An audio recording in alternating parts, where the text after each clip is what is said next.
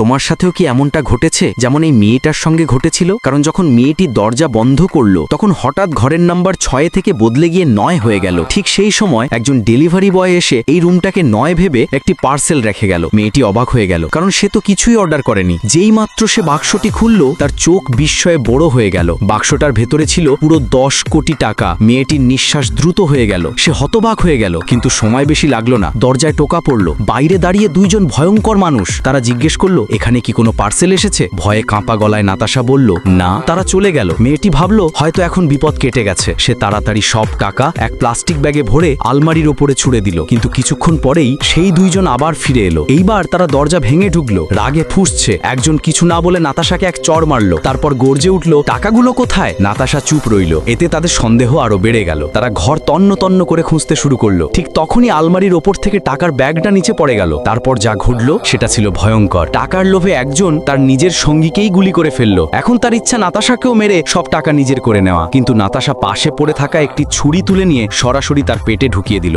এখন নাতাশা পালাতে চায়, কিন্তু হঠাৎ মনে পড়লো ঘরে তো 2টা লাশ পড়ে আছে। সে দৌড়ে দরজার দিকে গেল, আর তখনই দেখলো ঘরের নাম্বার আবার বদলে গেছে, 6 থেকে 9। তখনই তার মাথায় এলো এই পুরো বিপদের কারণই এই নাম্বার পরিবর্তন। সে দ্রুত নাম্বার প্লেট ঠিক করে ঘরে ফিরে এলো। প্রথমেই ছুরিটা ধুয়ে ফেললো, তারপর রক্ত মুছে নিল। একটা লাশ আলমারিতে আর একটা লোহার ট্রাঙ্কে লুকিয়ে রাখলো। এরপর টাকাগুলো গুনলো আর কোটি কোটি টাকা টয়লেটের ট্যাঙ্কের ভেতর লুকিয়ে রাখলো। দেশ ছাড়ার জন্য পাসপোর্ট দরকার ছিল, তাই সে ফোন নিল এক এজেন্টকে। কিন্তু নাতাশা জানতো না যাকে সে সাধারণ এজেন্ট ভাবছে আসলে সেই মানুষটাই এই টাকার আসল মালিক।